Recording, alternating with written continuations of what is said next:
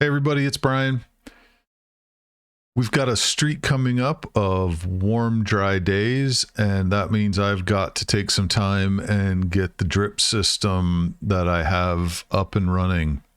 Having this automated drip system saves me about 30 minutes a day that I'd be spending if I'd had to water everything by hand.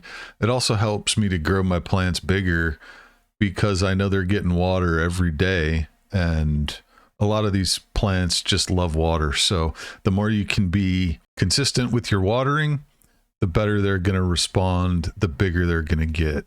Now, I've added a bunch of new plants to the yard last fall and in the spring, and I've got to fix some things that I broke over the winter. And as I was doing all the demo that I did for the shed and taking the pergola down.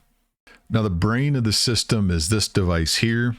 I don't have a sprinkler system installed in my house, so I can use this thing attached to a spigot outside and have zones, different lines, and some automated timers that actually run each day. I keep it in the garage for winter, so I'm just getting it out and attaching it to the spigot. Once it's attached, I connect the 3 lines that water my yard. 2 of these are for the backyard, 1 of them's for the front yard. And on the 4th line here, I attach a hose so that I can manually water things if I needed to without having to take the whole timer off. Now I'm going to start out by doing a quick inventory of the yard and just look at all the things that I know I need to adjust. As I said, I added a bunch of new plants and a few pots, so I know I'll have to make adjustments for those. I know I did some damage to a few lines between the demolition and junk removal. And then also just I took out some banana plants, and I know I cut a line at least one time when I did that. So, and then I have this last line here. Something ate this. I don't know what it was. We get a lot of squirrels through the yard, raccoons, cats.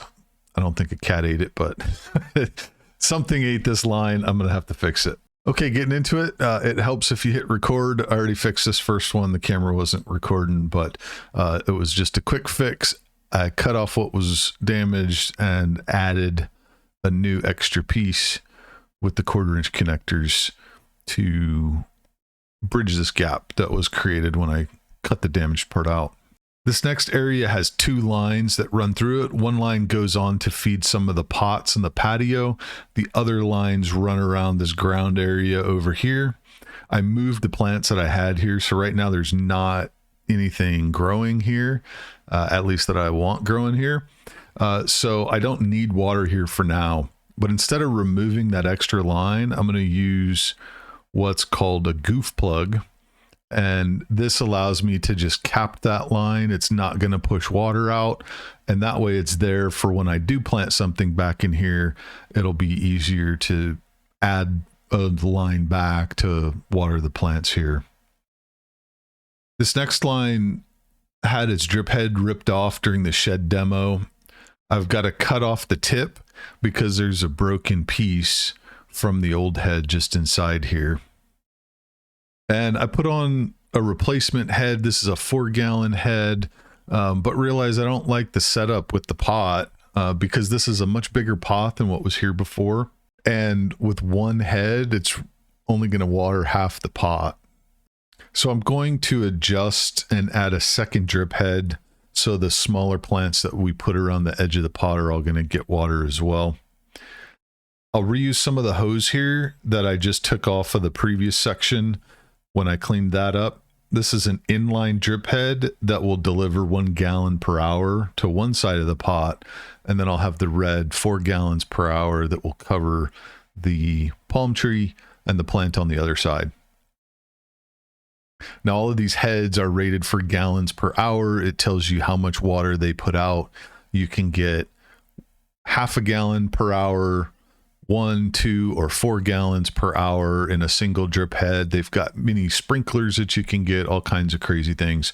So it just helps you understand how much water the plant is going to get based on how long you leave the sprinklers on. If you have a 4-gallon head and you leave the water on for an hour, you're going to deliver 4 gallons of water. If you left it on for 30 minutes, you're going to deliver 2 gallons over that 30 minutes, and so on. Now, this corner has a mess of a situation because of the shed project. The 1/2-inch line used to go across the roof of the shed, but that section of roof is now gone. I did run a line underneath the pavers that I added over there, so I've got to clean all this up and connect to the new line. I also need to reattach the 1/4-inch line that feeds to a pot just below the picture here. I'm going to reuse the 90-degree elbows. I used needle nose pliers to remove the existing hose from the elbow, just rocking it back and forth and twisting. With all the excess cut out, I'm able to reconnect these with the existing elbows. This isn't quite as clean as I would like it to look, but I don't have the straight connector that I would need to make this one solid line. And so it's just going to be like this for now. I attached the 1/4-inch line to the cleaned up 1/2-inch, and we're on to the next. Next, it's time to adjust the bananas. I've got 3 groupings of bananas in 2 pots right here. The hose that was here got damaged earlier in the year when I removed a number of banana plants to make some space. There's a line just on the side of these bananas that comes from the other direction and waters all the strawberries. So I just need to cover the bananas in the 2 pots that are on this side. I've added a T here to break off a few lines. One direction is going to go and cover the far left patch and pot, and I use a combination of an inline drip head, a 2-gallon per hour head for the bananas, and a 1-gallon per hour head for the pot. For the middle patch here, I'm setting up some inline 1-gallon per hour heads. My general rule of thumb with bananas in full sun, each plant gets a gallon per hour head.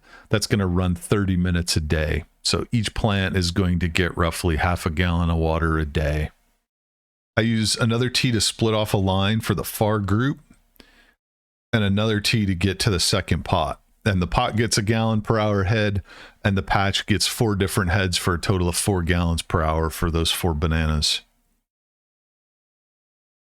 Now at this point, I've fixed everything I know is broken, so I'm going to turn the lines on one at a time, and I'm going to test to see if I missed anything or anything is broken that I'm not aware of.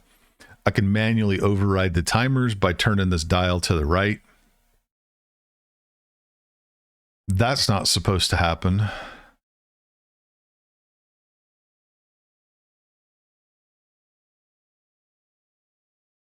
A couple of heads have almost no water coming out. And this is a problem here. That's a lot of water flowing that shouldn't be there.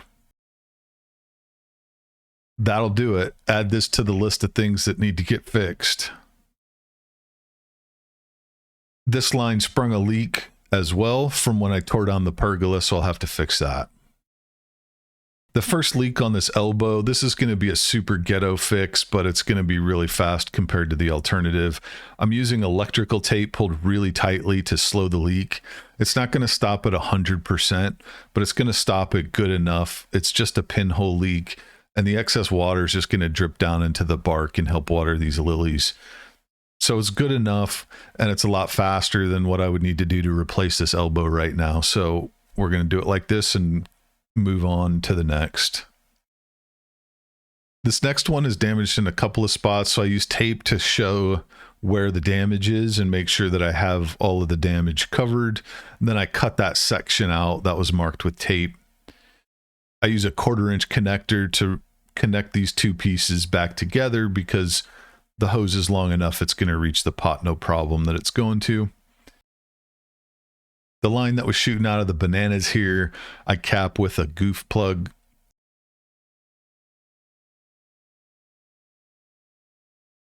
Now that line's all fixed and I can check the other line. I don't see any issues here.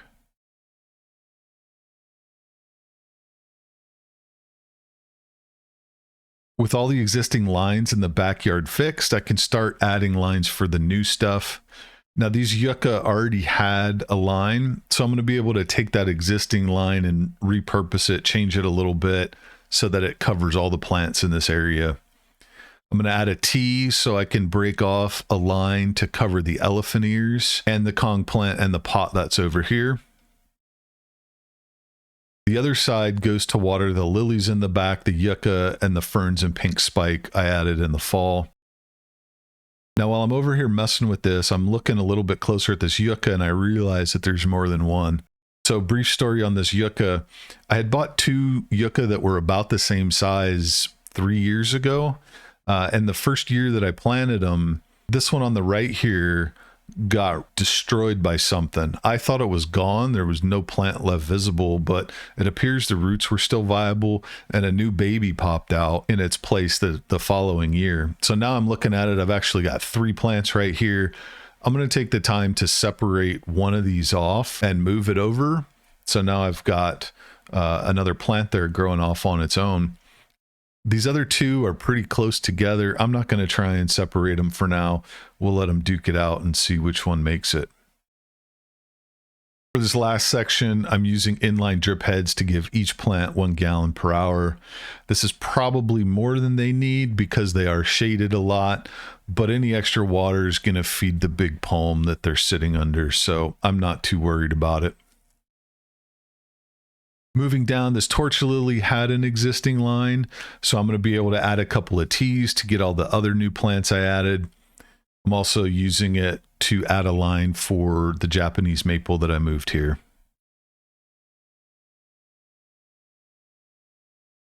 Moving on to the next section, I had existing lines for the lavender here that I'll tie into for the rest of the new plants in the area. Because these plants are mostly in the shade, I don't need to give them very much water. I'm running a line down the middle, giving each pair of plants a 1 gallon per hour head, which for how long I run these every day means each plant's only going to get about 1/4 of a gallon per day. Now it's time to turn on the water and make sure it's all working. I still have one more section to do, but I'm running out of time in the day here, and I'm going to have to push this last section off for another day. Thanks for watching. If you have any questions about any of the stuff I did, drop them down below in the comments. I'll be sure to get back to you. Like and subscribe for more tips on growing tropical and subtropical plants in cold weather environments.